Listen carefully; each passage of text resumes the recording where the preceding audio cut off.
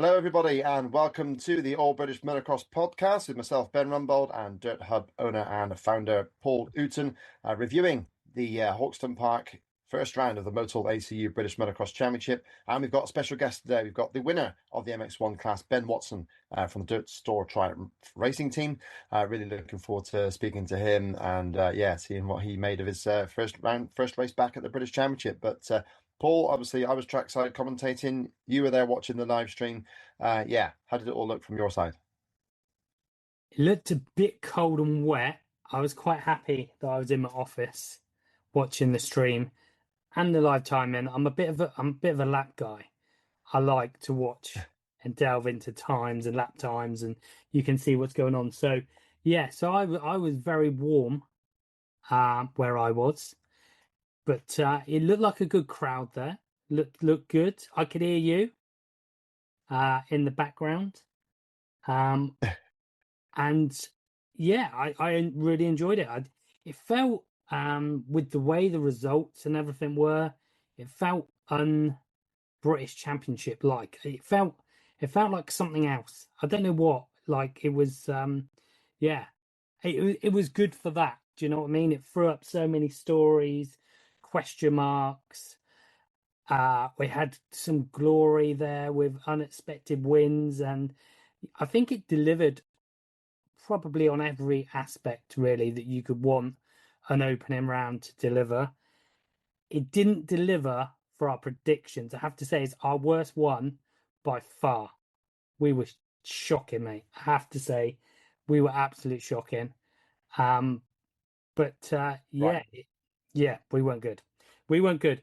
But you know what? It's a long season for us as well as for everyone else.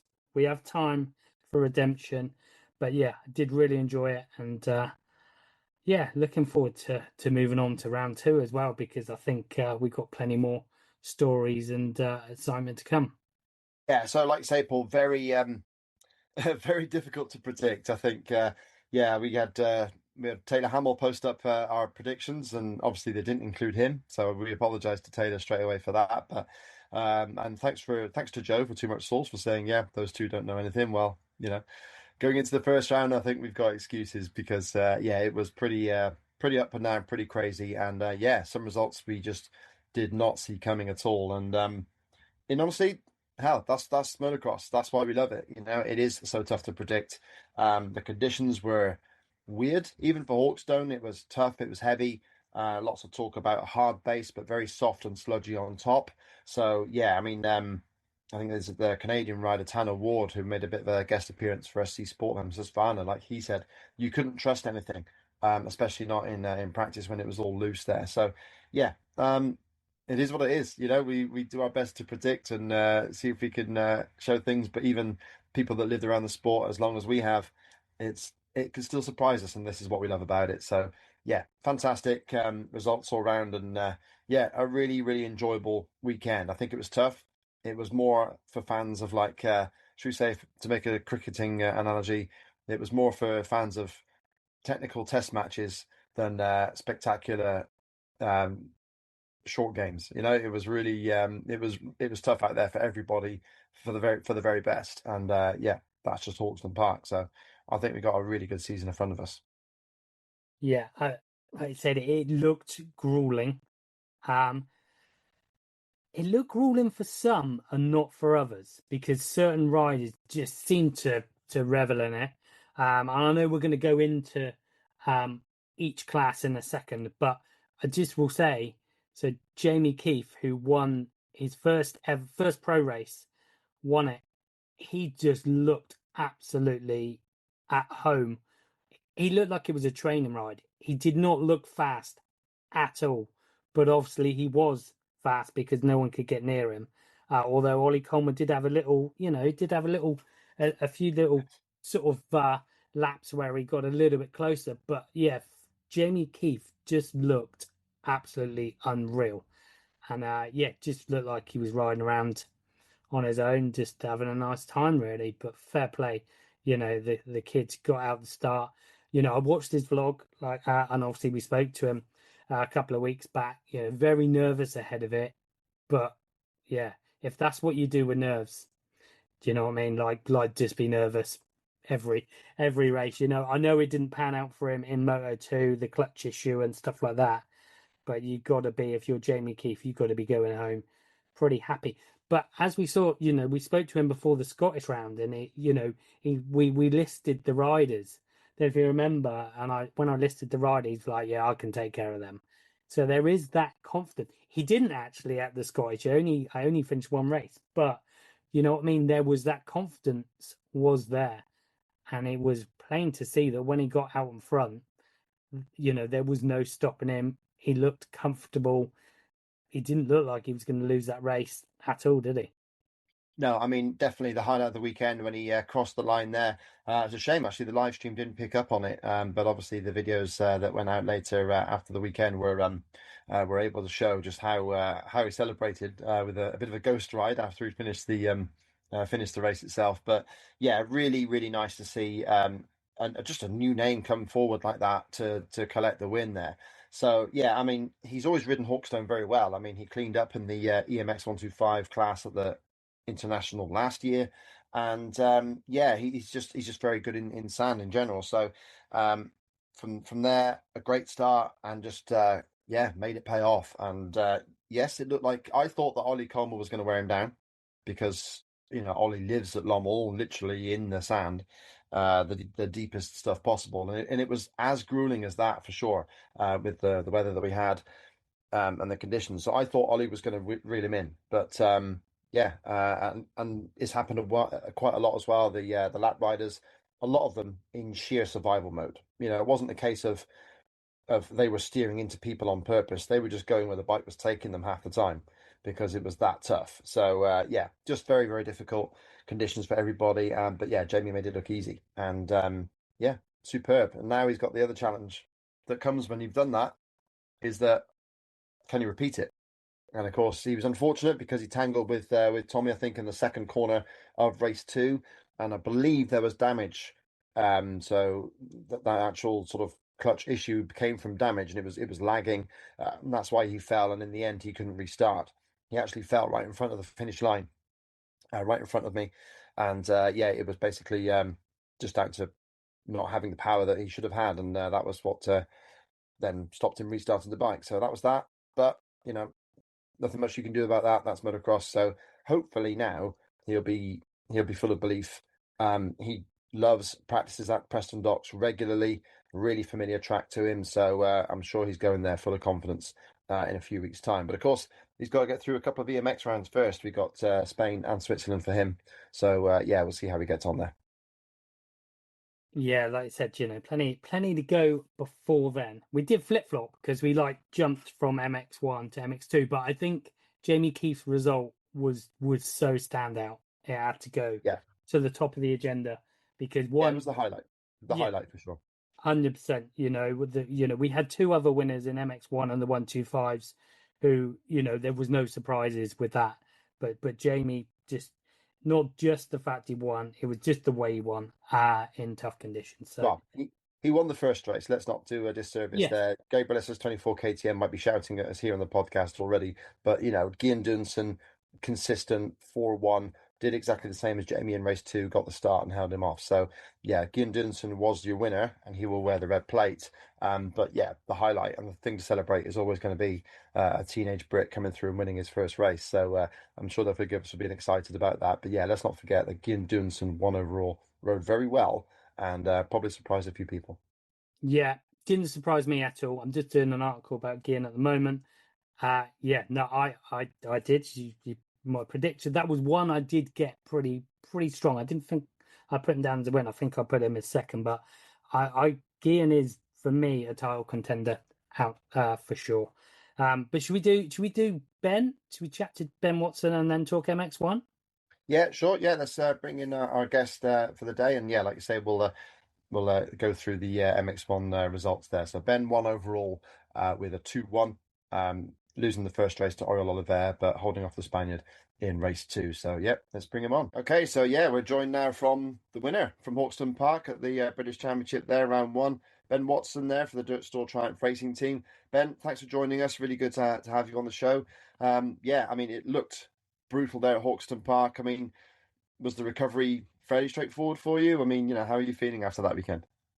No, yeah, it was really rough to be honest in the end because when I went out for qualifying, I thought uh, not so much when I walked the track, but when I went out in qualifying, I found it really quite firm underneath, and then just a bit of a sloppy layer on the top. So it was a bit strange in that qualifying session. There was just a couple of spots where it got deep on the takeoffs, and then I don't know. It's kind of like you would enter the corners, slip in, and then into like a wet berm as such. Like you couldn't ride the track with much aggression. You just had to kind of go slower to go faster. So it was one of them. It was a little bit strange, but then as the day went on, it did cut in deep. And to be honest, at the end of the day, it was real technical. So yeah, the recovery's been fine. I think because the speed was quite low with it being so technical in the end, it wasn't actually that physical. So no, yeah, yesterday, Monday morning, I woke up and I was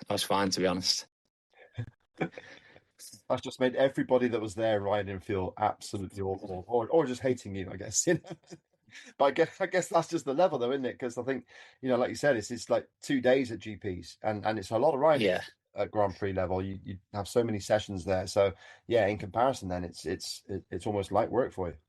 yeah, like the free practice qualifying at the British Championship was obviously 25 minutes, which is what we get for free practice before the time qualifying, and then obviously we have a qualifying race after that. So what we do in 25 minutes at a British Championship is a full day at a GP to get your qualifying position. So, and then obviously on the Sunday you have another warm up and then 2:30 plus two races. So it's an extra 10 minutes of race time compared to what we did there at the British. So that's it's kind of what I'm used to, and when I go racing, you know.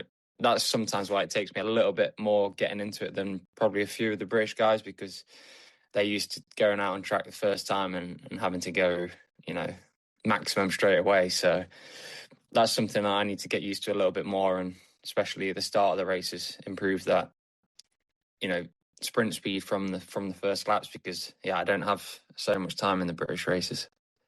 Yeah, I mean, there is that side in the British there where, I mean, and especially there at Hawkstone, I think it was happening in every session where the first laps were always the quickest ones. If you didn't get a real quick one in it early, then even though you might be more in the flow later on, the track just doesn't give you that sort of time, does it? So, yeah, that may be why you were obviously third behind Adam and Conrad, who are much more used to that format. Yeah, definitely the track was deteriorating quite fast. I guess that's just because of the rain we've had over the past few weeks, and then the track's not been ridden, so on the top was a bit loose, and then it had a firm underneath. But then I guess as the riding was going on, the moisture was coming up, and then it just was getting deeper and deeper really fast. Sure, I was going to ask you, like, how was it coming? Did it feel, because it's been a long time, we were just saying earlier that, it was 2017 when, nearly 10 years since Yeah. you won your previous British Championship. Did it feel like you were coming home, or did it feel like a little bit foreign because, a lot of faces, a lot of things have changed?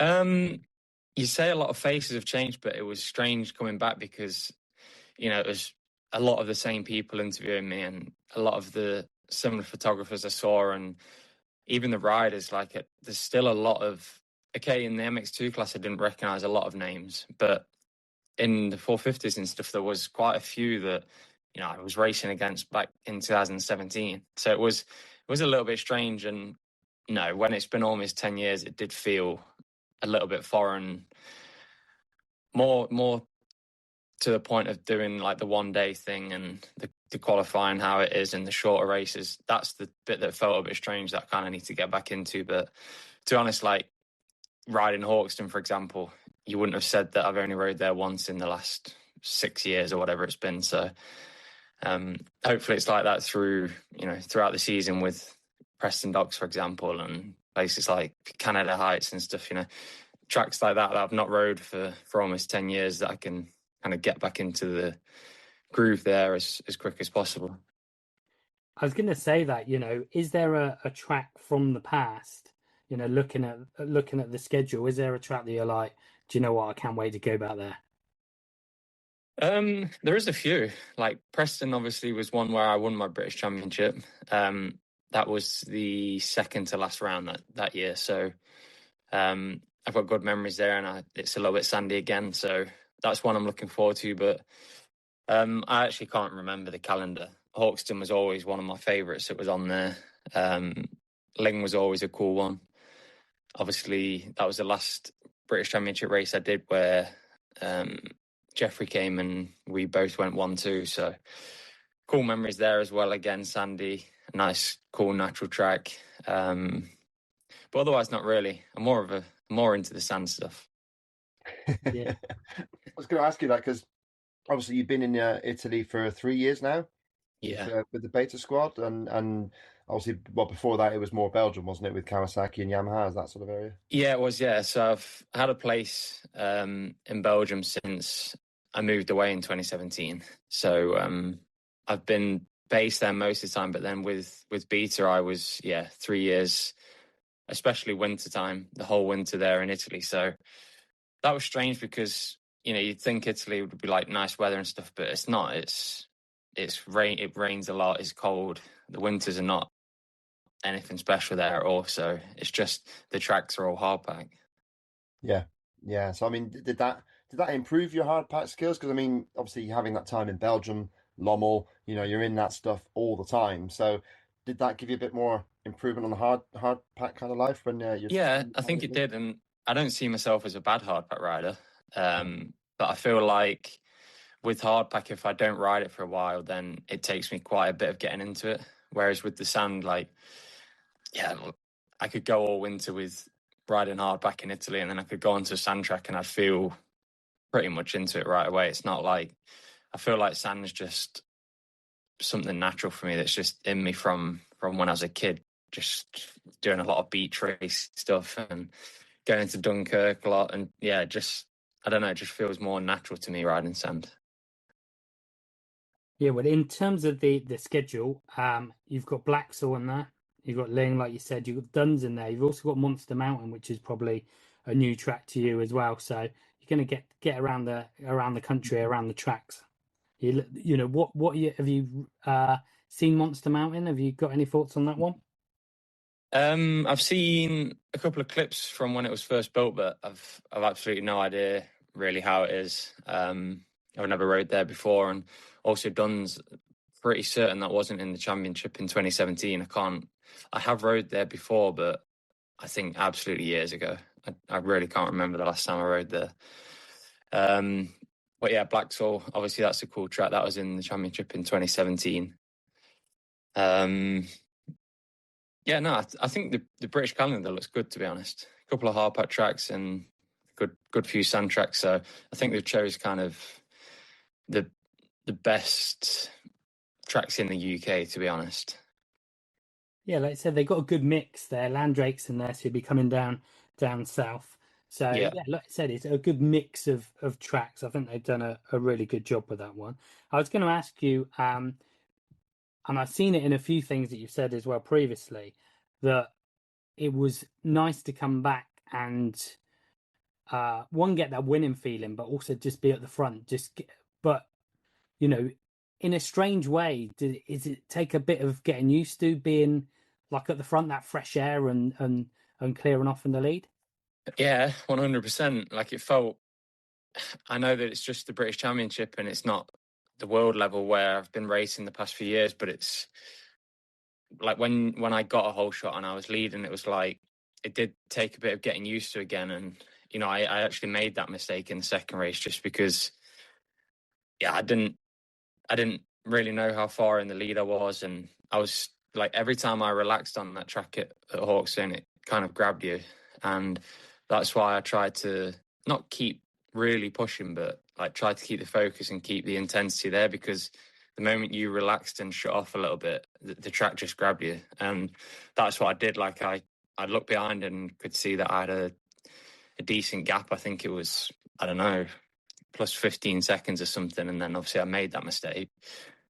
And that was just purely because I relaxed way too much. Think like because I was comfortable. I had a big gap behind me, but yeah, I do definitely need to get used to that, and that's like one of the big reasons that that I made this change was just to try and find that winning feeling again.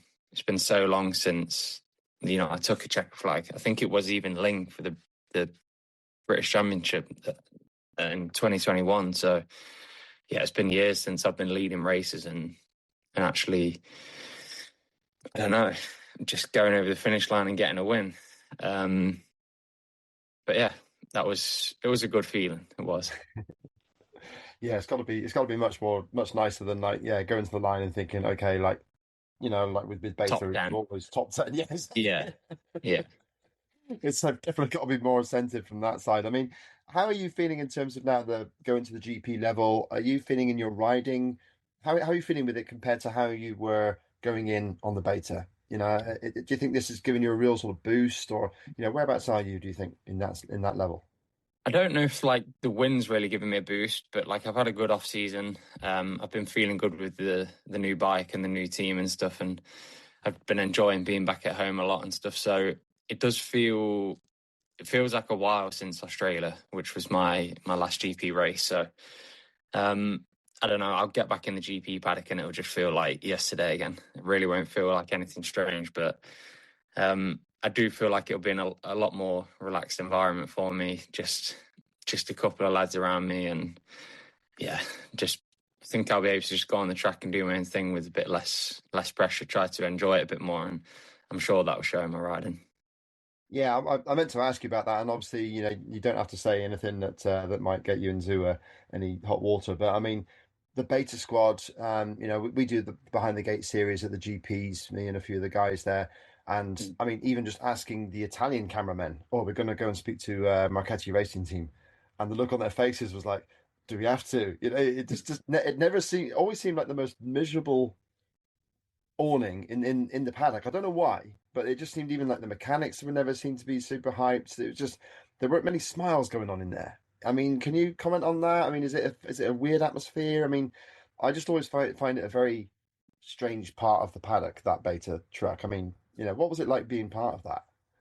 Yeah, I mean, I don't have anything bad to say about any of the mechanics or the members of staff or really even anyone from Beta. It's not like we fell out or had any issues or whatever. It's just, and again, nothing against Italians, but it's like anyone from another part of the world. They work different, they have different attitudes to different people, and just as an English person working in a team completely surrounded by Italian people, it was, I don't know, I felt like a little bit of a spare part there. And sometimes I kind of had to work in their way instead of my way. And if there was something I didn't like, it was like, I didn't enjoy living in Italy. I absolutely hated it there. And I was riding the same team track every single time I went riding. And I would say to them, like, look, I can't, we was like an hour north of Rome. And I said, I really don't enjoy it here. Like I can't live here and work here properly. Like I need to enjoy this if you want me to be fast. Yeah. And all the mechanics are from that village, the team owners from that village, the team managers from there. And it's like, for them, that's home. They don't want to go anywhere else. And I was just a little English guy there who had to kind of go on Google Translate, just go do my shopping and stuff. And it's like for them, that was the best place to stay, whereas for me, it was the worst. And that was kind of more the problem than anything else. It was just, yeah, I had my things with the bike. And again, I don't complain about the bike or say it was bad, but there were certain things that I wanted to change, but I just couldn't because it wasn't, what they wanted. And that was becoming more and more of a problem the longer that I stayed there. Right. I wanted the development to just be a little bit quicker and a little bit more on some things that I was explaining that I wanted changing. It was just taking a very long time. And yeah, like I've just said, not really, I didn't feel like I had any power there, to give my opinion or my recommendations, let's say. Yeah. So it seems, now that you're on a completely different spectrum because you're in a British team with a British manufacturer, you've got British teammates, and you are sort of the lead rider. So I suppose in some respects, especially with the 450, you know, they're coming to you to ask you for your feedback on what to make better. So how different has that been for you? Yeah, it is a lot different, and it's different in a way of that's why the environment's better, because you've got Billy and Tommy, who are two cool lads that have a laugh, and then also the team owner's he's just a guy who sponsored me for the last couple of years, and he's more of a friend than a team boss. The team manager John's just really easygoing, helpful. The mechanics are just young lads from the UK, so it's an easy environment to be working in. And yeah, I have stepped in and I wouldn't say I'm the number one rider, because I don't get treated any different to Billy or to Tommy. Like, what's available for me is definitely available for them. And to be honest, like Billy's dad, for example, has been helping me a lot. Like, he took my bike to Spain for me to do some riding with him, and that's the cool thing. Like, I have a lot more freedom to just get my bike and go to Spain for a week, or I said, I think it'd be good for us to go to Sardinia for a month in January. And it's like, yeah, let's do it together and as a team. And Billy came out there with me for a few weeks. So stuff like that's easy. I think I can give my recommendations as a rider who's been in the GP paddock for a good few years now. And, all my training was done with February throughout the winter. So it's like, he's a world champion. He just won the world title. And yeah, I think you can't have any doubts if you're just following a program from someone like that. So the team also didn't have any questions about, what I was doing, and they just went with the flow and supported me all the way through. So obviously the first round was tough for Billy and Tommy, but it was cool for me to get a win with the 450 for the team, because, they had a different 450 rider last year who struggled and had some complaints. So I think it was nice to, prove to Triumph and to the team that, the bike is capable of winning at British Championship level already. Yeah, no, for sure. You certainly proved that. Like you said, it was a tough one for Billy and Tommy. And I suppose in terms of teammates, you've got both ends of the spectrum. You sort of fit in the middle in terms of experience, because you've got Tommy, who's been there and done it quite a lot and is still doing it. And then you've got young Billy there, who's coming in and learning this trade. So you sit in the middle. Would you say, I know you've got plenty of GP experience yourself and plenty of world experience. Would you say having Tommy there has helped you though, because he's been there and done it so many times? Yeah, Tommy's really good for the experience side of it, but he is at a point in his career where I don't feel like he trains physically quite as much as what I like to, or actually rides a bike as much as I want to. But then you've got Billy, who works really hard in the gym and stuff, and is keen to go riding a lot. But then sometimes someone like Tommy can tell Billy, like, this week, ease it off a bit and just ride one time, or so I think Tommy's he is really good for all the experience side, but he's also good to try and remind you to just kind of enjoy it. Don't take it all too seriously, and just have a laugh. Like, he brings the vibes to the team, to be honest. He's really laid back and just keeps it fun, which is also really important. Yeah, it does seem like he brings that sort of the whole kind of team together. I think obviously he had a lot of contact with the original sponsors of the squad, and Yeah, even there right from the beginning of the Dirt Store, project, which is still quite new, and their names everywhere, but you still forget it's quite a new project there. So it's quite a tight unit, isn't it? Is it as good as it looks from the outside there, with his blogs and all that sort of business showing it all off? yeah. Like, Tommy, I think Tommy's had a bigger involvement in the team than what you see from the outside. A lot of sponsors in the team come from, Tommy, and he's helped kind of build it up. And I know that he works really closely with Nick, a lot closer than me or Bill, to, not recommend Nick what to do, but, he just helps coordinate it a little bit and bring some random outside people in, especially with the vlogs and stuff, because you can go to a track now with Tommy, and the kids are just mad for Tommy, because they're all watching on YouTube, and he's just, you can't forget that he finished 3 times second in the world, I think it was. Like Yeah. just a few years ago, he was one of the best in the world, and now he's you look at him just as a British rider in MX2, but you can't forget he was actually, one of the best in the world. Yeah, I mean, it was only Hurlings and Cairoli that kept him off the top. I mean, that's two very solid people to finish second behind him. Yeah, exactly. If it solid. wasn't for Jeffrey, Tommy would have been three. I'm sure it was 3 times he was second to Jeffrey, or at least two. So yeah, he was the 3 times he was second were to Cairoli, Tyler Rattray, and okay, to Jeffrey. Yeah, because it was kind of that Roxon time as well. So Roxon yeah, to that early sort of stage, and then I mean, yeah, there you go. he went to the States as well, then didn't he? Yeah, When almost he could have like just walked to a championship, because as soon as he went to the States, Jeffrey got hurt, so it was kind of a bit yeah, tricky from that side. yeah, But there you go. Yeah. so yeah, like you say, and also on that note, you said I've always noticed actually you're quite good buddies with Roman. I mean, you and Roman always seem to sort of hang out a bit at the track there. Yeah. Roman's quite a headstrong character, an odd one, I must be honest. I don't think he's not happy with the media quite as much as some of the others there. So I mean, yeah, where does that sort of friendship come from, and how much do you actually get involved with Roman doing the training and what have you? Yeah, Roman's like a very, I don't know how to say it, but he's got his way, how he wants to work, and he won't let anyone get in his way of that, which you have to respect sometimes, because he won a world title 10 years ago, and then he's just won a second one again now. So yeah, he's had a lot of injuries and a lot of struggles along the way, but he's stuck by his guns, and he's proved to everyone again finally that he's still got it. And it started with me and him when we was both with Yamaha, and Yamaha had Jackie Vermond as my coach in the team.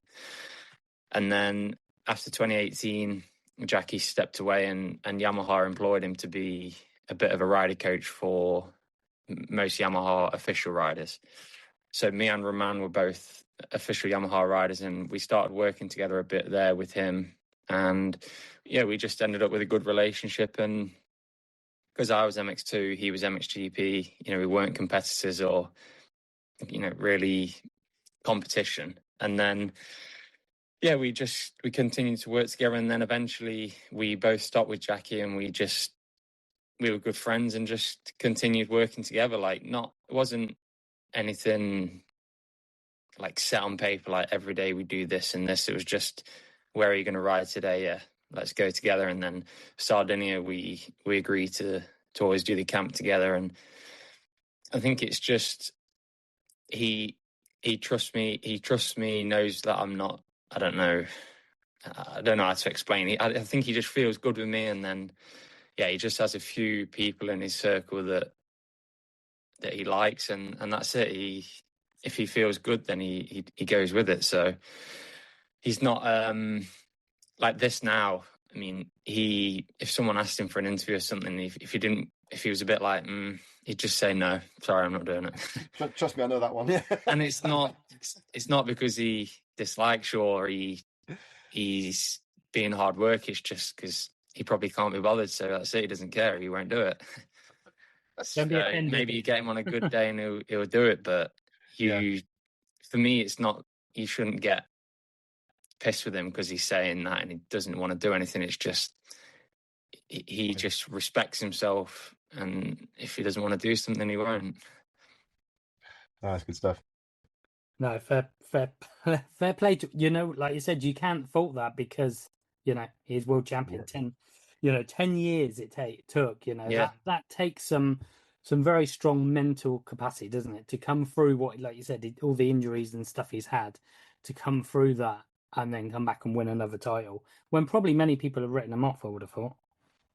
Yeah, I mean, it's hard to write him off because he's always shown that he's had the speed to win. But he's had a lot of injuries and a lot of difficult periods, which in the World Championship at this level, you can't have any little hiccups because there's always someone on your heels. So that's what happened last year. Obviously, Guys was leading the World Championship at the beginning. He made one mistake, and you have to be in it to win it. And Febvre was just that consistent rider who maybe wasn't even the fastest in the year, but that's not all it takes to be a world champion. So he got the job done. Yeah, fair play to him. So on to the GPs yourself. It's EMX 250 this weekend, so you've got Billy Askew with you. How much do you know? Are you going to be? Obviously, you're going to be focused on your own GPs, but do you think you'll be there to sort of help guide Billy? Didn't have, like I said, the best of first rounds of the British, but we have seen Billy show his stuff in EMX 250. So, are you sort of going to try and help him, or are you just going to be fully focused on your own job? I think it's a lot easier to try and help him on training because you have a little bit more time. You know, you don't have a set place to be at a set time, and obviously I'm on a schedule as well where I need to be doing this and this and this on a race weekend. So I'll obviously watch him and help him if I can, but it's not going to be my priority, of course. Like, I have a job to do for myself and the team. So no, I'll of course help him if I can. But I think a GP weekend is already busy enough. Yeah, definitely is. It gets very, very hectic for you guys there. So, of course, it's the teams. I guess they've gone and done a fair bit with Billy already, but I mean, now running you at the GP as well as the EMX there, has the team taken many more people on just to try and sort of, like, obviously take care of your interests as well as Billy's? How much more has the team sort of grown, do you think, in the off season, just to cope with yourself doing the GPs? Honestly, not really. It's still the same mechanics and I think members of staff, to be honest. It's just, again, like, I don't care if I have a separate mechanic for training and for racing and having 3 people around me to do this and this. Like, I don't care. As long as my bike's ready and it's there in the waiting zone, if there's just one mechanic there with me and things are organised, then that's literally all that matters to me.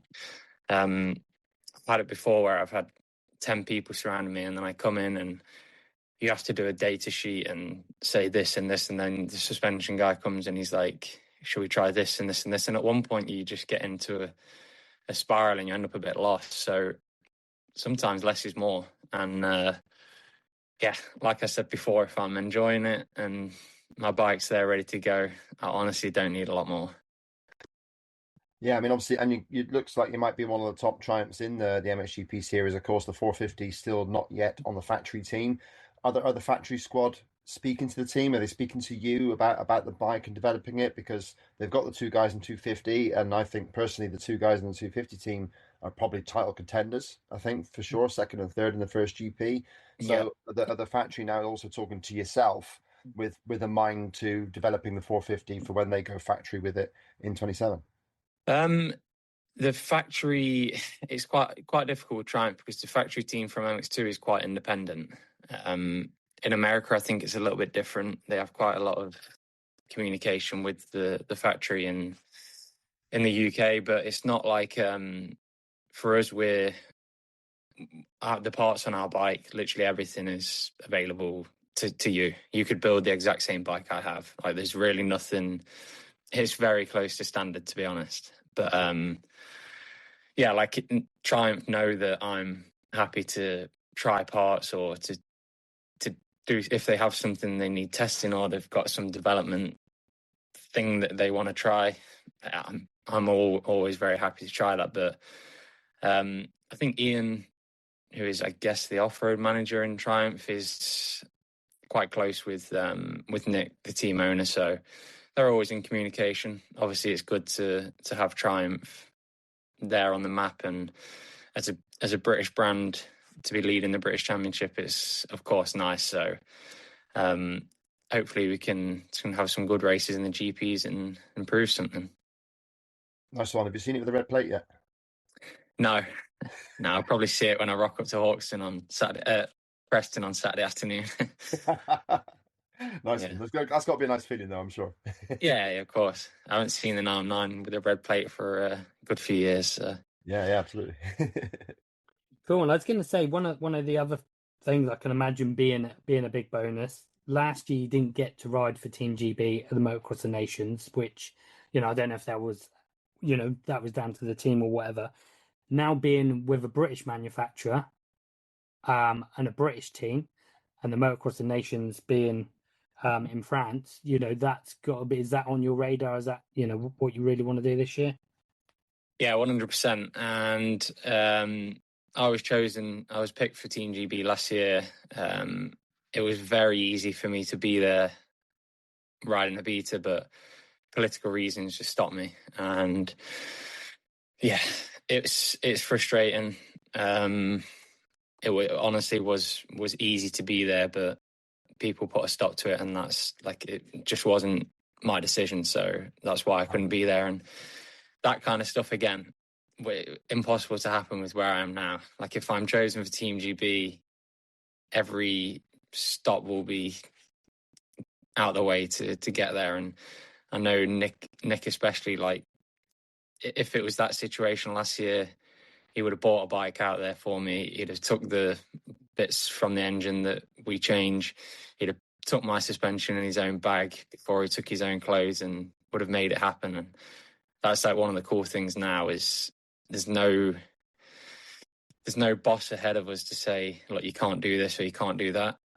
If we can make something happen, we will do it. Yeah, fantastic. That's really good news to hear as well. I mean, hey, you might even have two team members on the same squad. You never know. See if Billy has a good year. Yeah, you never know. It's quite hard with Team GB at the moment, because there's obviously a few good riders, but then like an MX2 spot, for example, is really difficult to know who to take. And I think Mark has a difficult decision there every time, but sometimes is it better to put one of the 450 riders down, or I don't know. But anyway, there's a very long way to go before we start having that discussion. So yeah, for sure. For sure. Yeah, there, Paul. Everyone's got a big job to do yet. Yeah, absolutely. Well, we're getting close to our time limit there, Ben. So, just to give you a little bit of a send off there. I mean, in terms of like people that helped you, anyone you sort of really want to thank now while you got the chance here on the podcast? Yeah, well, obviously everyone from the Dirt Store Triumph team. I feel like there's a lot of sponsors from also outside the sport, but a lot of people inside, like Dirt Store especially, which is obviously Nick, who is the team owner. I think he's doing a lot more for the sport than people can imagine, especially in the UK. You see most bikes on that line at Hawkstone with the Dirt Store logo on, and I truly believe that he's probably running that company at a loss to pile everything back into British motocross. So I think he deserves a lot of respect for that. Whether he's my boss or not,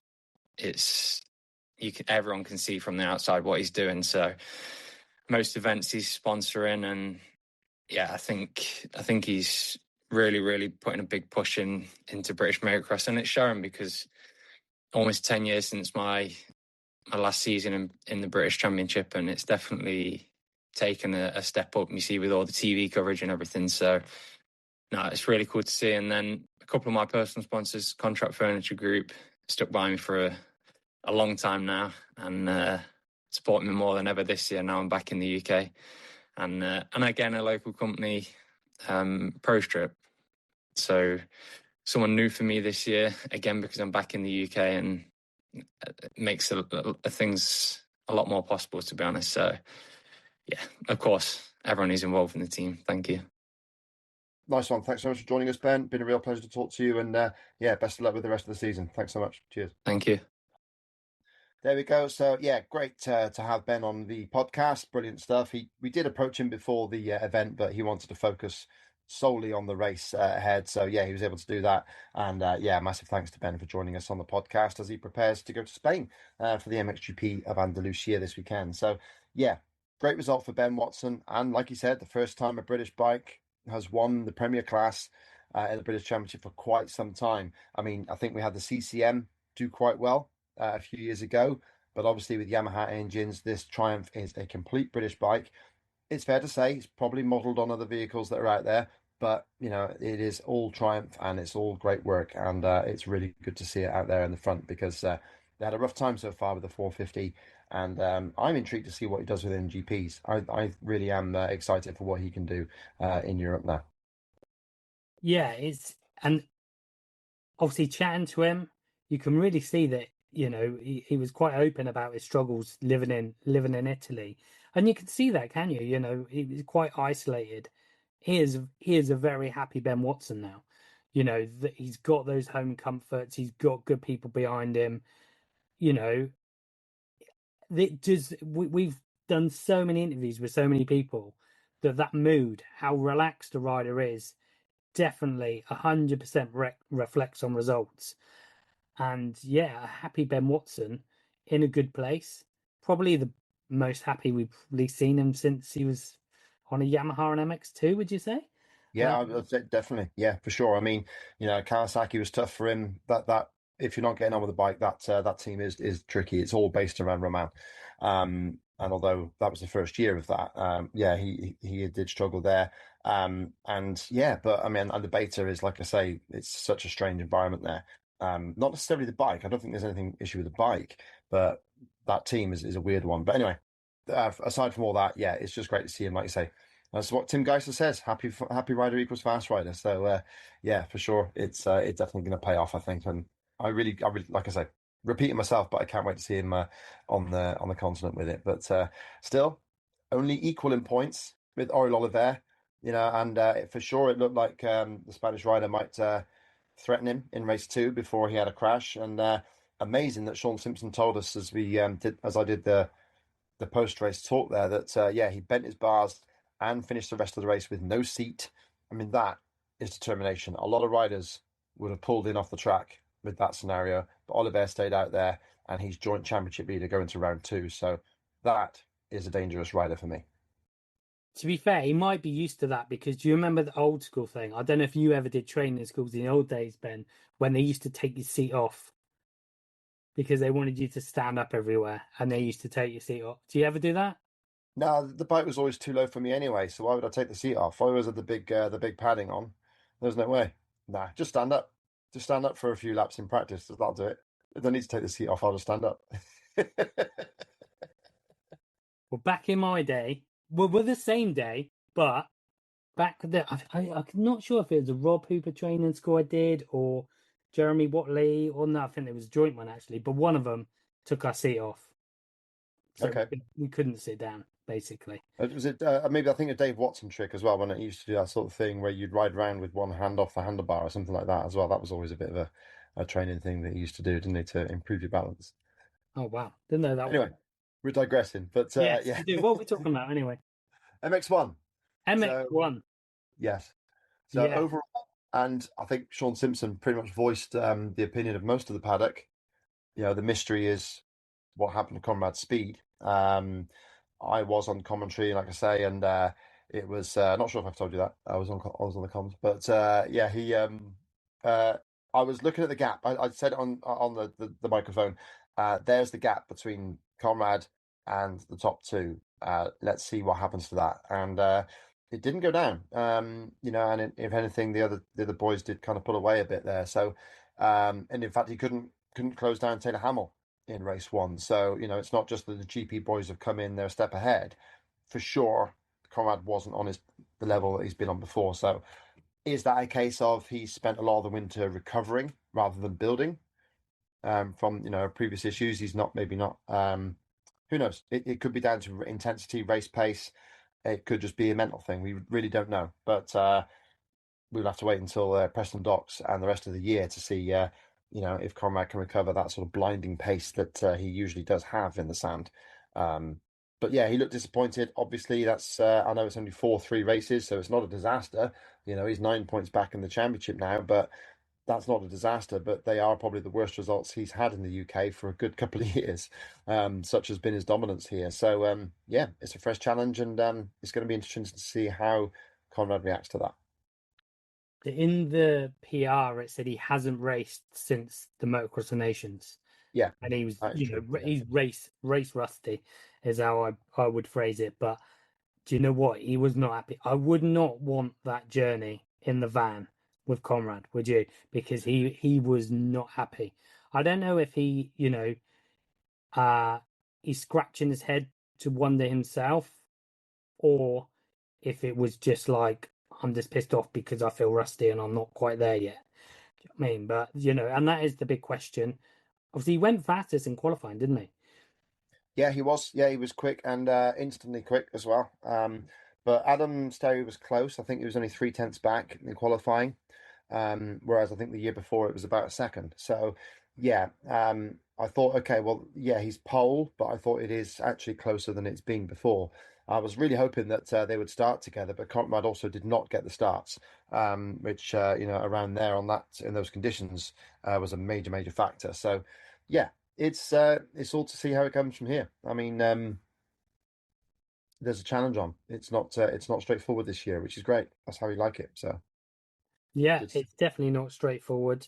Like you said, he got the third overall.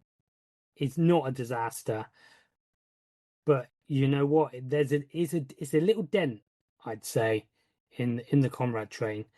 But Rum Rider has had a boost on their train.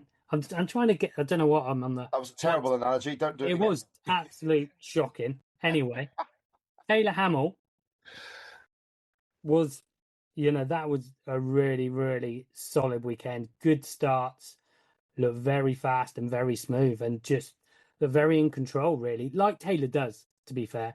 you know but like, to get the starts is a big thing for Taylor. He's been up and down in the start. He has had some good starts before, but when he hasn't, it's really been telling. But to get two starts and also keep the pace that he did is going to be really promising.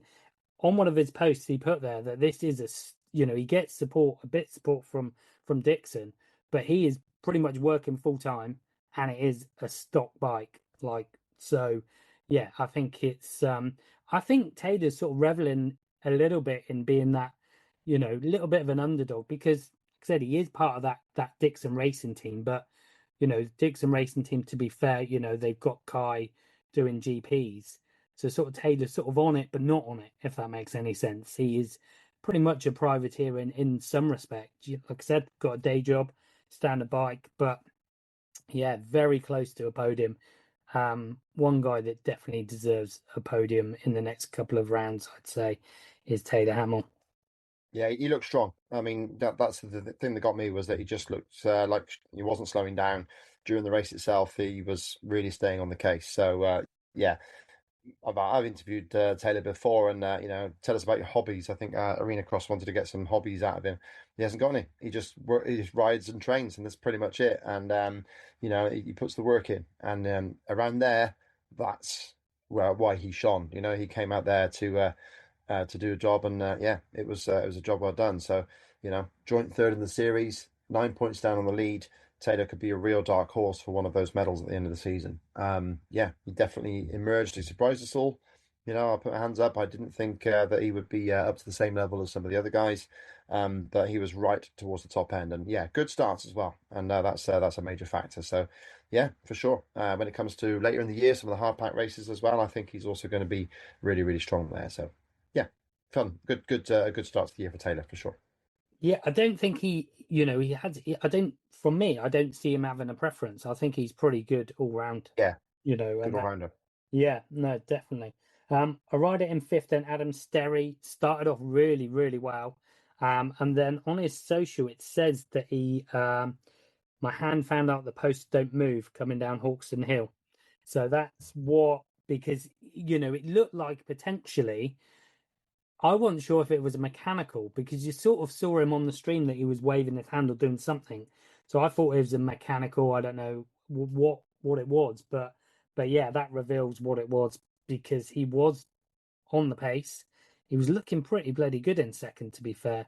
Yeah. Obviously until this issue. So that's what hampered him. Rest and recovery this week and on to Spain next weekend, he said. So yeah, he sort of needs to get back because he's got a busy time ahead.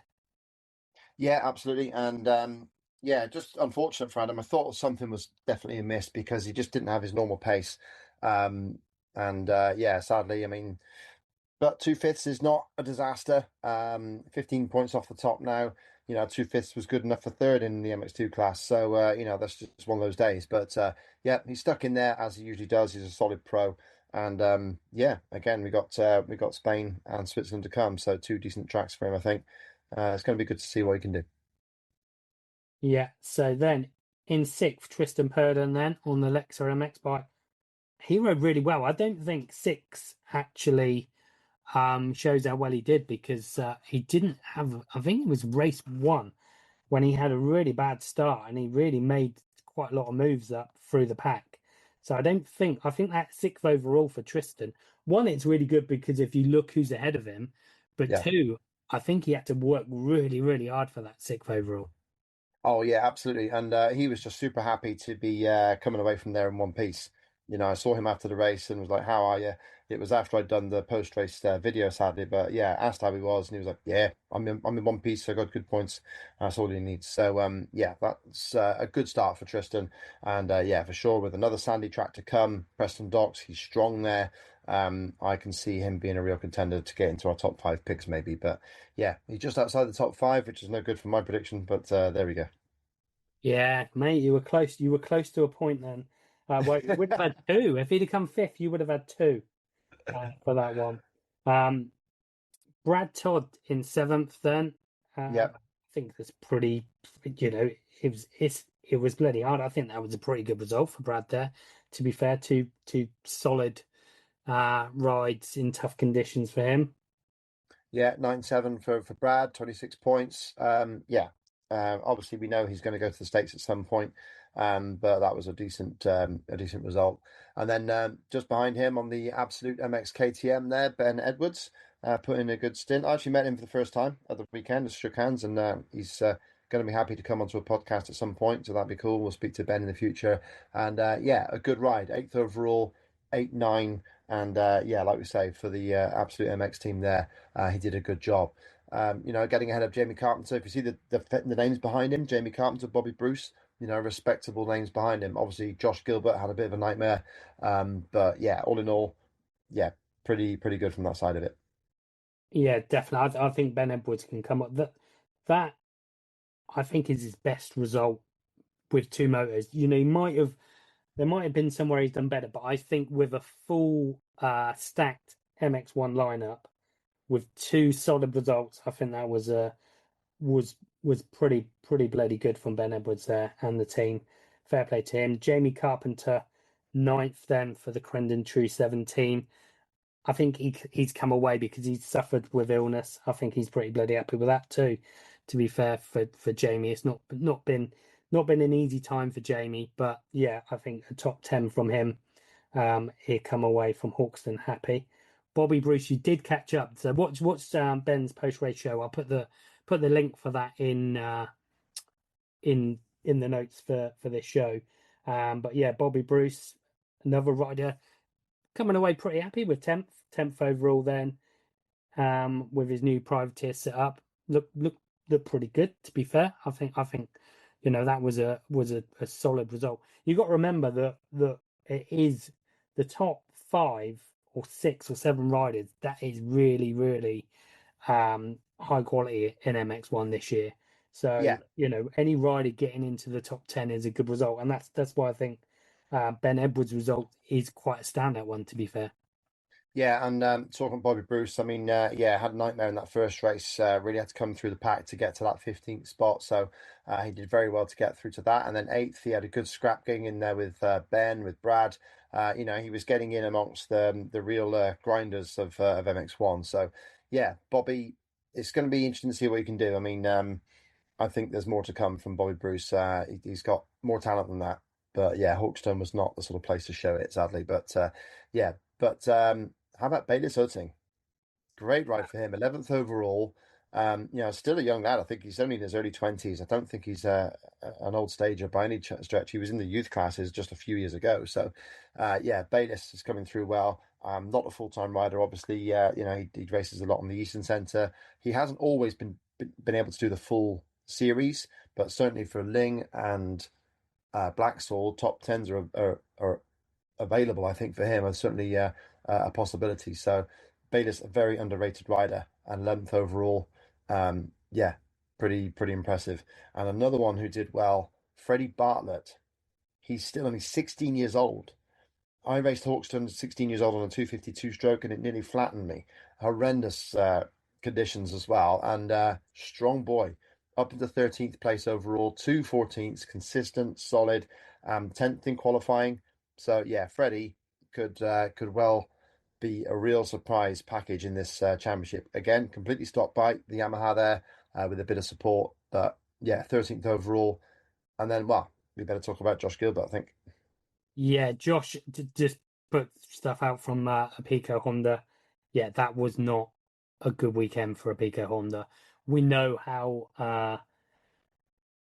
everything is so on point with a Pico, that team, and so yeah, that you can see that. I'm not sure actually if I'd want to be next to a van next to Conrad Muse or Dylan Brown on the way home from Hawkstone. Either one of them, I just you can sense it in the PR that they're just disappointed, but it's one of those things. But a Pico, like I said, a Pico Honda works so hard at their setup and at their mechanical side of things, and such high hopes for Josh. And the DNF in the second moto with I think it's an undiagnosed mechanical fault. I don't think they've got to the bottom of that. Just was not good. It wasn't a Yeah, great and weekend for Tom Grimshaw either. So yeah, they're comeback. But sometimes these things happen, and it just riders and teams just come back harder the next round. yeah, I think they almost had like a voodoo curse over that area of the paddock because yeah, the boiler blew on their truck on the night before, sent the cap flying across the paddock by all accounts. They still haven't found it. So yeah, they just launched out the side, and someone said there's flames coming out the side of your truck. It was like middle of the night, went off like a cannon. So yeah, that was kind of like a sort of precursor for the weekend, really. I mean, they took no chances. They put a brand new clutch into Josh's bike for the second race because the first race was so heavy, so tough on the bikes. He came through from not a great start as well to that sixth place in race one. And yeah, then he spun up on the line, just spun sideways. So maybe he got a bad grill or a bad gate, something like that. And then then the bike gave up the ghost. Tom, a similar story. He got a decent after the warm up lap, after the sighting lap. Sorry, he couldn't get the bike started initially, so they had to go for the spare, and then yeah, he had a big crash in the second race. So a tough weekend for Tom on a personal level as well. I'm not going to go into that, but yeah. Put it this way, it's amazing that he was even there. So we just wish all of them all the best for the rest of the championship, because for sure that team, with the amount of effort they put in, they deserve a lot better than that. And I'm sure we'll see it later through the season because they're two strong professional riders. And yeah, we should see much better things from both riders through the season, we hope. Yeah, definitely. Yeah, I can see podiums coming their way with Josh at some point in the season, especially when we get down to the West Country. Yeah, We well done, know, Andre. yeah, Josh has made the tough stuff when we get down there. Any other riders you want to mention in there, mate, that in MX1? Yeah, I mean, interesting to see Dan Thornhill put in a classic workmanlike show from him for 14th overall. So that was solid there for the Chambers KTM guy. And then, yeah, Tanner Ward. At first, I saw 249. I thought, oh, Florian Mio's back, or Matteo Mio. I can't remember, one of the Mio brothers. But no, it was Tanner Ward. Quite kept it a bit quiet before the race. I didn't really know this until Phil G, the live stream commentator, told me that, yeah, coming across from Canada, was second in the Canadian Championship last year, behind one of the Americans that raced it. And yeah, Tanner Ward just came across for a bit of a wild card, and yeah, had never seen anything like Hawkstone Park before. They've got sand, he said, but nothing like this. So to get 11th in race two was not a bad ride, and he would have been better in race one had he stayed on. But he was in fourth around the second corner, then washed the front and went down on his own. So a real shame for Tanner, but yeah, for sure. There's more to come from those guys. Carlton Husband also had a bit of a stinker, and he was there, ending up in 20th overall. But all in all, MX1 was interesting. Great racing from Ben and Oriol, and we'll see what we can see in the future from them guys.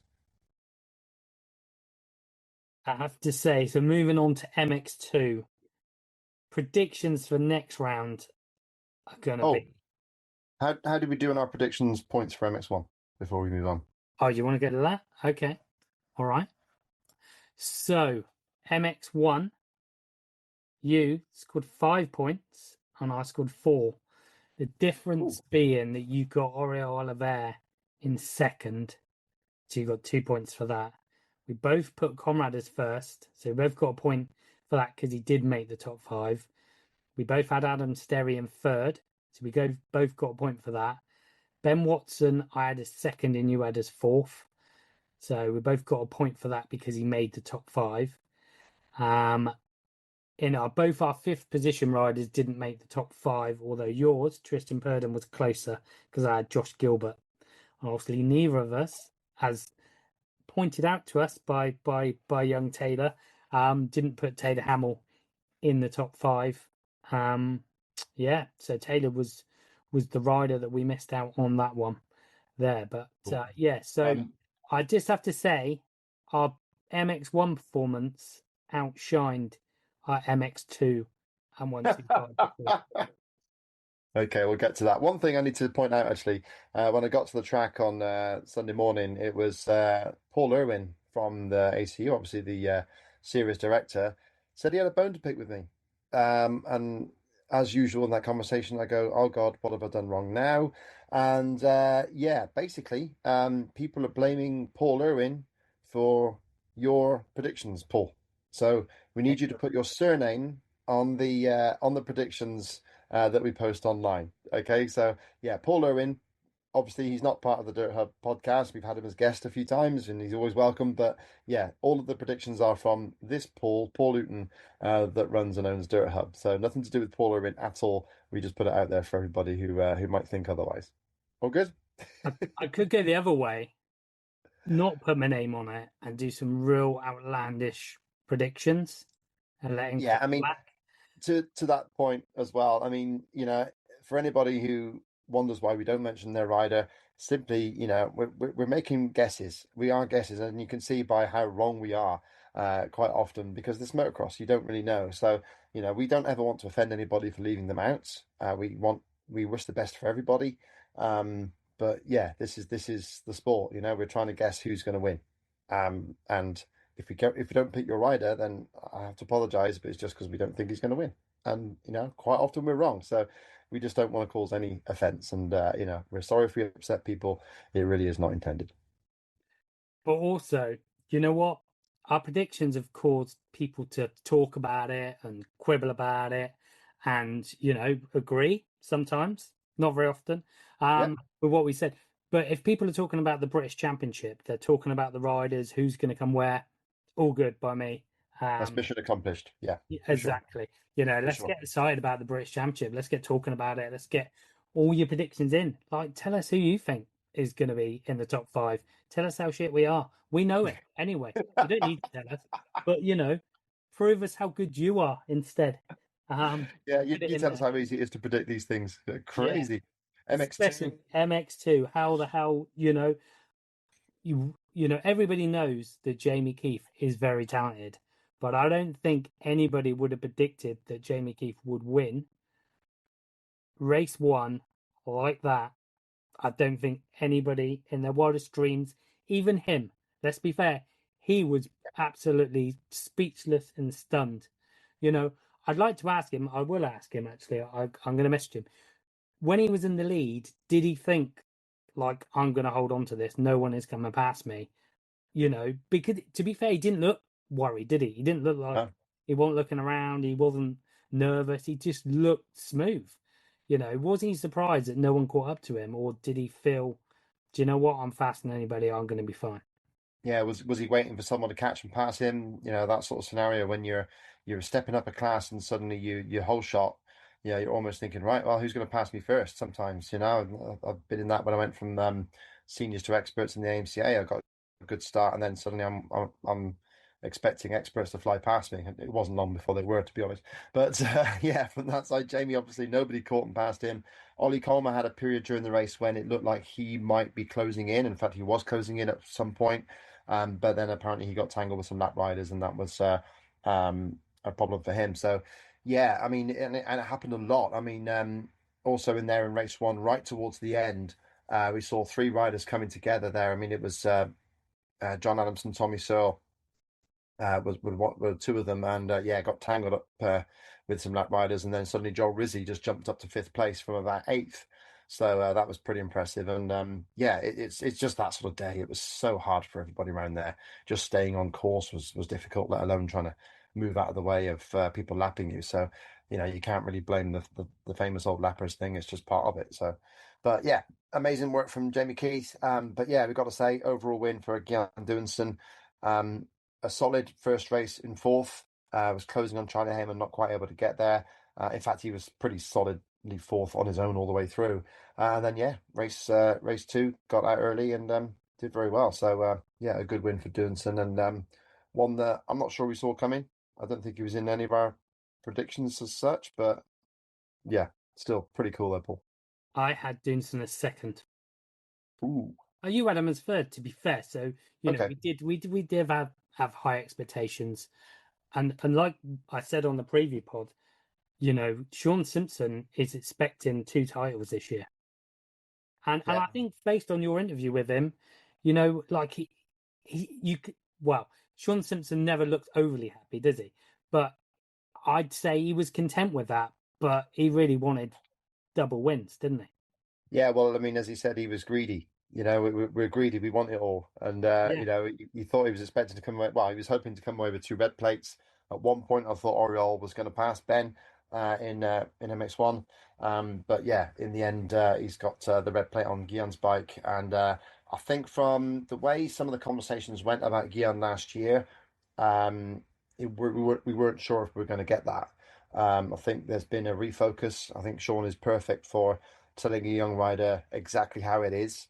I think he's very much that kind of instructor trainer. He's been there and done that with very little support in the start of his career as well. I know obviously he's the son of a GP rider, but he still did not have much in the way of financial assistance until he really got himself up there. So Sean knows what it's like to go through it the hard way, and yeah, no rider can tell him that he had it better than them at the beginning of their careers. So yeah, with Gian, he's been much hyped. He's had a lot of help from the Dutch Federation coming through from the youth ranks, and now he's up here in the pro ranks. And that was a good professional ride in race two under very, very tough circumstances. The sand is his home surface, so you would expect Gian to do well there. If he can replicate this sort of performance at Nandrake and places like that, then it's going to be very tough to beat him for the championship this season. So Preston Docks, fully expecting to be up the sharp end again. And yeah, we'll see what he can deliver. But it's far from over because yeah, the young Brits really they did deliver this weekend, and it was great to see. Yeah. So Kian with the win then. Second, Charlie Heyman. Two really good rides from Charlie. And that is why Charlie is a definitive, like he was last year, a title contender, because I think he's just going to rack these results up. Would be really nice for him to get a moto win, and I think it would do him the world of good. But Yeah, regardless of that, I just think he's going to be solid the whole way through. And we've just seen such a flip flop of results of riders taking wins and then having a DNF or having a bad result.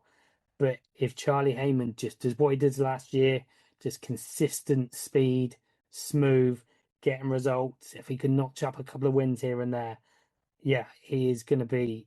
I'd put him up there. I didn't put him in my top five, for this weekend, but I expected him to have two good results. So I still put him up there as in certainly in the top 3 or 4 riders for in the title contention. yeah, and I've noticed with Charlie dealing with the press, dealing with me, the likes of me and others there interviewing him. There's much more of an air of confidence. He's not a big talker. He's quite quietly spoken, and not a big outgoing character. But you don't need to be. He's letting the results speak for itself, and but he is still. I think he definitely looks like he belongs towards the top end now, and I think he's going to be on the podium for most of the season. So yeah, and I think on hardpack, places like Landrake, he's very strong. So yeah, I think for sure he could well. I'm looking forward to Landrake. In fact, those hard pack races are going to be entertaining to see how it swings back around at the likes of Landrake, Canada Heights, and Monster Mountain. I think that Charlie for sure is going to be strong there. Not that he's he's no weakling in sand, but certainly over the likes of Duanson, Ritzy, people like that. Then yeah, I think that's where Charlie could really finally get that moto win, which would be great for him to do. And I think the other thing about it is Charlie Heyman to this time last year to now. I think there's quite a big difference. Yeah. I think I think there is more belief. Not that he didn't obviously believe in himself, but I think of any rider, there's probably been if you look at a graph, there has been a proper upswing from him going all the way through the year, just gone up and up and up. And I think now, where he is now is quite away from where he was this time last year. I think, like you said, he looks the real deal, and I think he's going to be up there every round, scoring good points. Even a bad round for him, he's still going to score good points.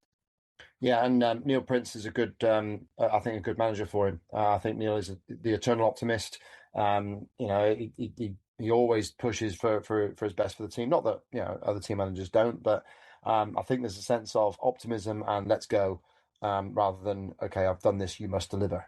That I think is the sort of thing that a rider like Charlie will respond to. So yeah, from that side, I think he's in a great place, great team, and yeah, for sure, sky's the limit. So we'll see what he can do. And in fairness, I mean, it's tough to look past the podium, but I think we have to in what happened over the weekend because the two riders who finished second in the races didn't have much else to go on for the rest of the weekend. So Ollie Colmer was a really strong second in race one. Charlie was not able to get onto terms with him. Had misfortune in race two, and then Ben Musto, bearing in mind he's getting over a shoulder injury, to grind out a 15th from a bad start in race one, as he did, and then take a great second with a good start in race two. Briefly looked like he might challenge Guian, but yeah, I think he was certainly happy with that second place, which got him fourth overall, and that was more than I expected out of Ben. So yeah, fair play to him. I think actually, this round has made MX2 even more competitive, like from what we've seen, because Ollie Colmer, that again, we saw Ollie have some good results last year, but not as good as this second. That was a really good ride by Ollie, a really good ride, and I think he was, he's coming back through in his second moto. Ben was like down and out of that first race, way out of it. I think he come off real early and was proper down, Yeah. and his second moto was so good. We had doubts about his fitness, but we were certainly wrong in that respect, because he's shown it. So I think there's more riders that are coming in. And if we go down, so we just go third overall, we got Joel Rizzi, 2/5, which got him on the box. Oh, super happy for him because, yeah, torrid 2025. Great for the 7-7 Ride Kawasaki team as well, stepping up to be the official Kawasaki team. So, great debut in that respect. Ben Musto then was the fourth overall. But the next two riders then, Josh Vale and Charlie Richmond. Josh Vale, that was his second moto was really, really good. And he was fighting up there early doors as well. He looked really, really good. And Charlie Richmond, most of his points were earned from coming through the pack as well. And he was steadily notching up points. Every lap he seemed to be gaining a place or so. So Charlie Richmond, sixth overall, was really impressive and probably, flew under the radar in that respect because, we didn't see him right at the front at the start because he had to do all the hard work from behind. Yeah, I mean, to touch on Josh Vale there, a great ride for him. I mean, the first race was tough, battling with his teammate, with John Adamson, and yeah, I think he had a small tip over at some point as well. He dropped down, I think, if I remember rightly. So yeah, 11th, but then yeah, that second race, fourth, made the best of a good start, and just didn't blow it. Dug in and got those scores. Like you say, Joel was nowhere near him in terms of the next rider was not catching Josh from that side of it. So yeah, Great stuff. Fifth overall, by far his best result, by far his best day, his best race result. Before this was a seventh partway through last year. So to come through with a fourth in race two was brilliant. And he looked rightfully chuffed at the end of it.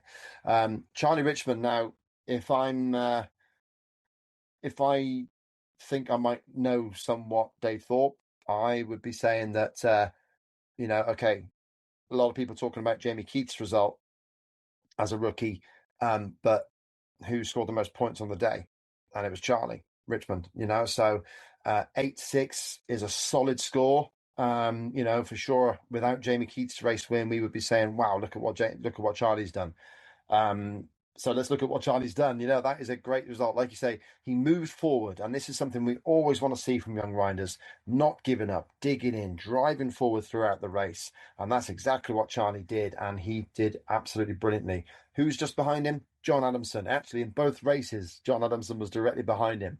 If you're catching and passing John Adamson towards the end of the race, you are doing very well. You're driving forward. I know that John had to tangle with a lap rider in the first race, so that slightly distorts it. But that shows that Charlie is really driving forward. And for sure.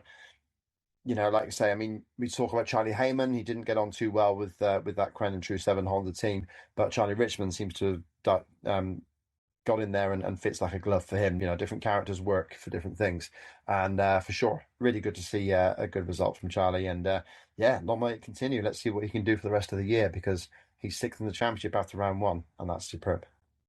Yeah, and seventh was John Adamson, like you said, with the Phoenix Tools Fantic team. Moved down to Jamie Keith in eighth, and then Tommy Searle. Just one of those days for Tommy Searle. Looked pretty fast in qualifying, but things just did not go the way. But one thing I say about Tommy, so I'm a lap time. I literally study the live timing. I study laps more than watching the live stream, and there was a portion of the race for about three laps where he was the quickest guy on track in Moto 2 coming through the pack. And his lap times were really, really good. So this guy, do not count Tommy out, because he is still rapid. And, those lap times, like I said, he was doing that coming through the pack. He was passing 3 or 4 riders a lap and still having the fastest lap of the race. The fastest lap of the lap. Jesus, that was hard. But yeah, so watch out. Tommy Searle was certainly not down and out. And do you know what? I watched his vlog, and yeah, he just said, I put myself in those positions. No excuses. Is what happens when you make bad starts. You end up in the wrong places. And yeah, I don't think he was massively disheartened by it. I think, in his own head, he's got the speed. He said on his vlog that, at certain points in the race, he was loving it. He was loving riding the bike. He felt really good. So yeah, you win it on your bad round. He's still got 24 points. He's only 19 points off the series leader. Last year, he missed a round. So yeah, I don't think Tommy's overly worried by it. I think actually he's come away with it pretty happy that he's in one piece, and pretty happy that he knows he's got the speed up his sleeve. Yeah, I mean, from the riders that had early troubles in that second race, he's the only one to get, up into the points as high as he did. Nobody else from those first lap issues, I think, even got into the points. So yeah, he kept on driving through, and yeah, did a very good stint there. So yeah, not a disaster. I'm sure he will come again there. And then just another veteran in behind him, 10th overall for Liam Knight. Was a good solid score. I mean, 10-9 motos, nothing wrong with that. And good to see good to see Liam having fun in the middle of the pack there.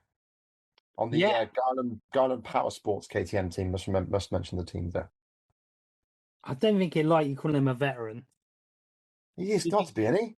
He's in his 30s, isn't he? Is he? How old is he?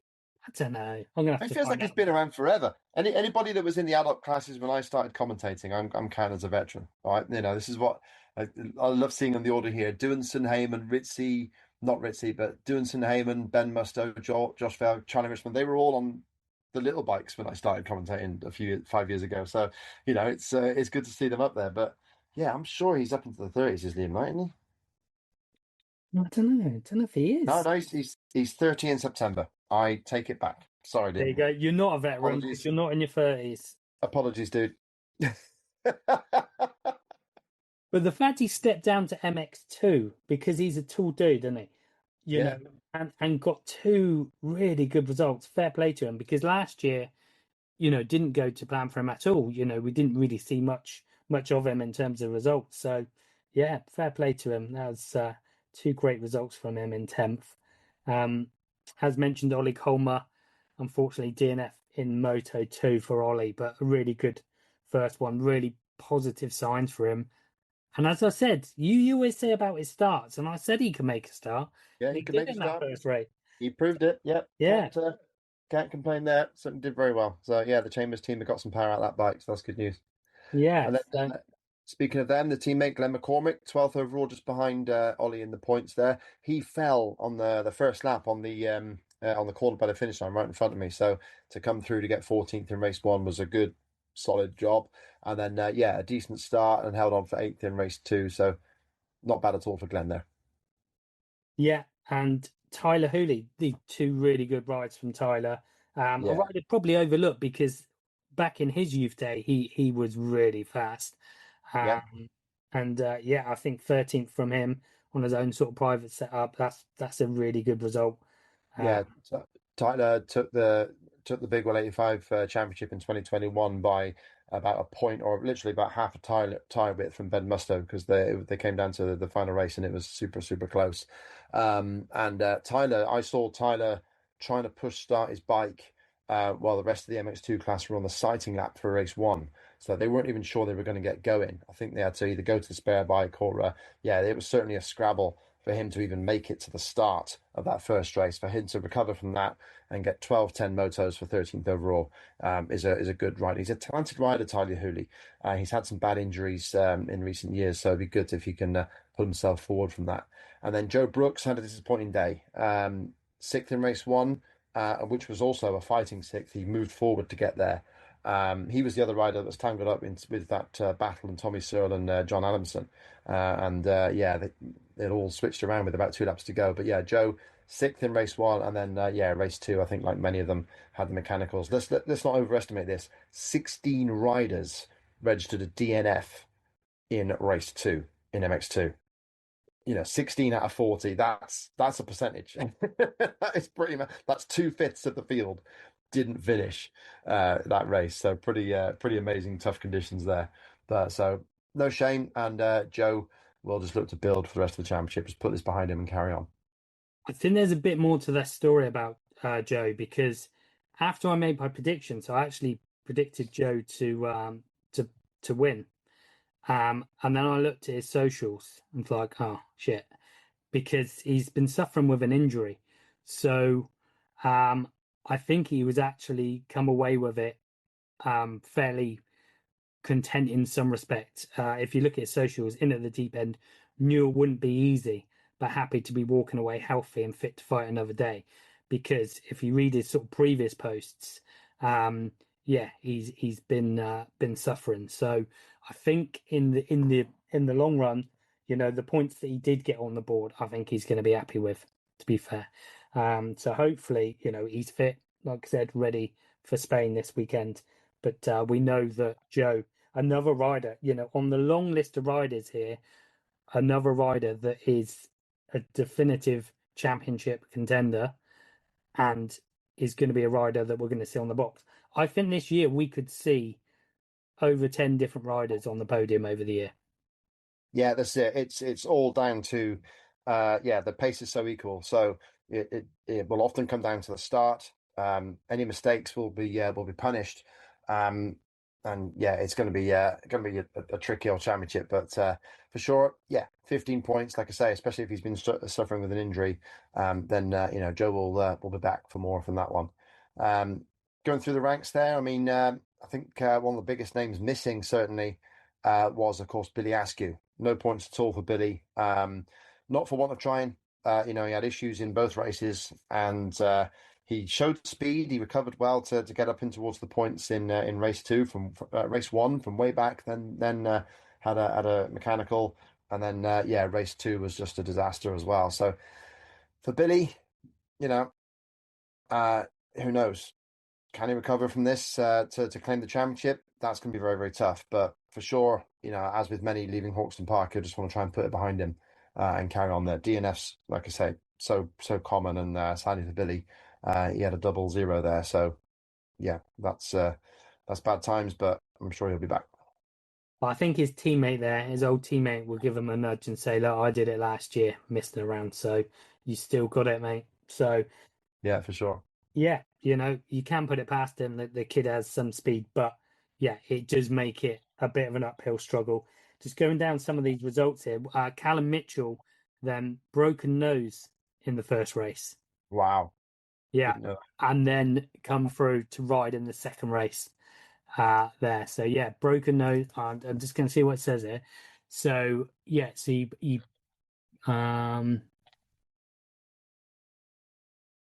confirmed broken. He's had it manipulated and glued back. Oh, Sounds nice, doesn't it? God, blimey. Yeah. Not fun. Not fun at all. So Crikey. he come off down Hawkstone Hill, and then a subsequent rock strike to his face broke his nose and filled his goggles with gloves. With blood. With blood, even not with gloves. That'd be weird. Not gloves, no. Wow, that's pretty scary.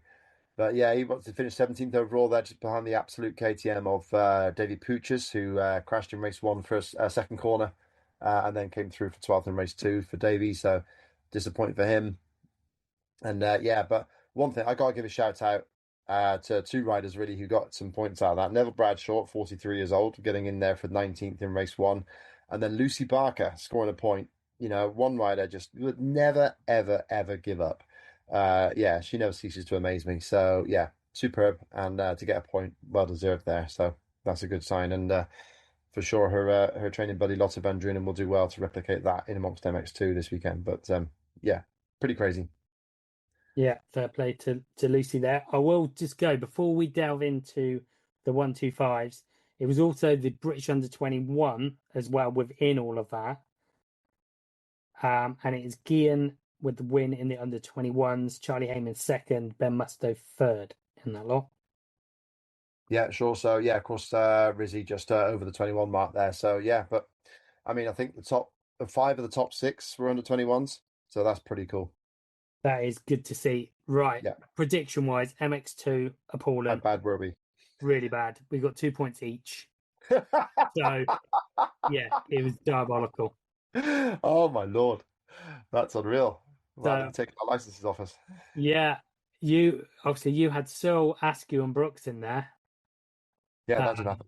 Yeah, your points were with Heyman and Dunson, and I Oh, had Brooks, Searle, and Askew as well. And my points were from Dunson and Rizzy. there we go. Fair play. Yeah, I bad know. times. Okay. Oh well, so I'm still a point ahead. Okay, You're one, two, still a point fives. ahead. Here we Yeah, go. Here we go. one, So, two, fives. Then yeah, wow. For me, Drew Stott looked like a different rider. Just looked physically bigger, stronger, altogether more of a pro. Exciting is the word I would use for Drew Stock. He really did look the part, and yeah, JK Yamaha thing seems to be working very well for him, and that's the reassurance as well. He's loving the fact that he's just got to fly to Spain and that his bikes are going to be there. That's brilliant, and yeah, he's a quiet character as Drew Stock, but he's going to have to get used to some interviews if he's going to ride like that because he's going to get a lot of attention. That was a superb double whammy on a very tough day to deliver consistency, as we can see from all the other classes. A double race win in that, and just strong starts, stronger than the other riders, and to come through like that is exciting. That's the sort of thing we want to see from a young rider, and yeah, for sure. If we didn't think he was going to be the boss of 125s before this event, then at the moment it looks like that's the case. But yeah, there still will be competition for him, but he certainly put a big stamp on that class this weekend. yeah, and like I said, it's obvious for his opponents really that he was that good. Omnius, Omnious. Is that ominous. what I said? I don't know. Today is He's not the in. day for my He's, my dictionary. he's in Game of Thrones, isn't he? Is he in Game of Thrones? He's in Game of Thrones, isn't he, Omnius? Good old Omnius. Anyway, ominous. So yeah, like you say, it is ominous. Yes, you got the right It words. is ominous. It's definitely the right meaning for it. Yeah, it is ominous arrest. But There you go. what an amazing podium there. Harley Marjak, Joe and Stanley Dawson, second and first in last year's Big Wheel 85 Championship. So to come in on a 125 at that venue, Hawkstone Park in the sludge, absolutely incredible. So fair play, Harley Marjak, great starts, really made it pay, made Drew Stock work for it as well in race one, in race two in particular. So yeah, great riding from him. With Stanley Dawson, the strong boy, 8-4 motos for third overall. I don't think I've ever seen that happen. But yeah, that just shows how tough it was. And yeah, he was tough enough to come through. Archie Stapey and Arthur Moore, two great rides from them. Arthur Moore on the TM, again another rider up from 85. So yeah, it's a good old pack of youth talent coming through there, and they certainly did very well. Yeah, and I think the big thing is some of the type what we previously thought were title contenders had DNFs and won good results. So for Drew Stock, he's really sort of pulled quite a lot of points on probably what he would think is his toughest competition. One of them being Hayden Statt, then who had a DNF in that first moto, battled hard in the second moto with Harley Marzak. Harley really impressed me with the fact that he passed him back. That Yeah, was a really, twice, really good ride. Yeah, twice. exactly. It was, yeah, a really mature ride for a rider that is only just turned 13. Yeah, yeah, And amazing. yeah, a lot of maturity, a lot of fight to come back. So impressive second for Harley. Alfie Geddes Green was the other rider I was thinking of who we've sort of ranked quite highly. Had a good second in that first race, but then a DNF in the second one. These points lost. We sort of said about it in MX2 that these points lost might not be too bad because there's so many different riders in contention. There's probably not quite as many title contenders in the 125s. And when one of the favourites has gone 1-1, that really does send sort of shockwaves to the rest of the competition because they've got a lot of points already to overhaul on Drew, which Yeah. is not going to be easy, as we saw how good he was. Yeah, for sure. And I think for Drew, I would not be surprised to see him on the podium in every single round. So yeah, it's going to be very tough to catch those points back because you're only going to be able to get them back by a handful at a time, 3 or 5 points back at a time. So for Hayden, for sure, he looked very disappointed when I spoke to him. He's already 30 points back from Drew Stock, and he will not be happy with that at all. So yeah, we'll see what happens throughout the year. But yeah, Drew Stock putting a massive marker down. Great rides through the pack as well. There, Jensen Severin with sixth overall, another kid just coming up through from the smaller bikes. Lucas Moncrief would have been disappointed with seventh overall. I think he had bad starts there. Alfie Heron was decent in eighth, and Ollie Waters a good ninth overall, another rider up from 85. So yeah, these young kids are coming through and racing well. Leo Wilson fourth in race one, and then a DNF. So there's more to come from him. But yeah, all in all, what looks like the Yamaha Cup with a few KTM's. I mean, the gas of Win Stanley Dawson was there in third overall, but apart from that, it was pretty much dominated by blue bikes. But yeah, it's again, it's all to play for in this one. So yeah, you'll see what comes of it. Cool. And our prediction wise, again, crap. That's all I can say, Ben. We were pretty crap. Not quite as crap as we were in MX2, Okay. but it wasn't great. I claimed good 2 points by getting Drew Stock as the winner, Yeah. and I got 1 point for Joel Win Stanley Dawson. Then you got a point for Hayden Stack and Drew Stock, and then one for Harley Marzak as well. I didn't get a point for Stat today because he was 11th overall. Oh, Jesus, I've got to take one off you. That makes me happy. Honest I'm to gonna a point. update my spreads. Oh, that's leveled it up. I'm well happy, to be honest. Honest to a fault, see. Yeah, I've never been so happy to have done so crap. Yeah. So did I only get Harley and Drew? So you got So Drew. Yes. because think you had Harley would be Alfie fifth. Geddes Green, Finley Pickering, and Hayden Staton there. Yeah, Finney had a rough day. Bless him. Really, Yeah. the bike failed before the start line. He walked back from the second race completely clean, like just didn't even get to make the start. So really rough day for Finley there, and he'll be back though for sure. So okay, so we got level there. So we are now 10 points each. So just to put it into context, So we're level. We're level, completely level after round one. Yes. Amazing. But last year, the worst lucky. anyone got was 13 points over a round. So we were pretty dire. Oh well, Must do better. Yeah. Okay, so we've only got a couple of minutes left on the recording here. So yeah, just to say we have got MXGP of Andalusia coming up. Had the entry list through, and we've got a few interesting riders there coming through from the UK, going to ride it. Obviously MX2, we've got Ollie Colmer. That's going to be good to see what he can do. And then in MXGP, of course, we've got Ben Watson lining up. Oh, I've just lost my entry screen. There we go. And lots of riders in EMX as well. So yeah, it's going to be pretty hectic. Yeah, in MXGP we have got both Adam Sterry and Ben Watson lining up. So going to be good to see what they can do. EMX 250. Oh, right, EMX 125. We'll run the 125 because I've got that ready. And that's Drew Stock, of course, will be lining up, as will Hayden Statt. And here's an interesting one for you. Brian Giles. You know that name, Paul? Yes. So yeah, I think he's born in Thailand and then lived in the UK for about 3 or 4 years now. But yeah, up to a 125 and racing EMX. So that's going to be interesting to see what he can do. But yeah, that's he's riding under the ACU banner. And then EMX 250, we've got Billy Askew, Joe Brooks, like you say, also going through the list. I think that is it. Yeah. So well, fingers crossed for the lads out there, out to the new track at Alamonte. And Adam Sterry and of course Oriel Oliver are two other riders from the British that we will see in MXGP. Yeah, so yeah, we'll see what that's like there. Right down on the Med, the hotel's on the beach. Absolutely stomping. Can't wait for that. What hard life you lead, Ben. Just a little reminder to everybody: the Preston Docks is round 2. Yes, Jeffrey Hurlins is going to be riding. get down there. That's going to be superb. Can't wait. Hopefully, I'll be on the mic. And yeah, Roger Warren's also going to be with me there, I think. So that's going to be something fantastic. And yeah, seeing what Jeffrey can do against the guys is going to be superb. So got to close it up from here then, Paul. So thanks to everybody for listening. And yeah, stick with us. We'll be back the week before Preston Docks with a preview. And yeah, thanks very much for tuning in. Thanks to Ben Watson as well for joining us. So thanks very much. And I'll see you out there. Take care.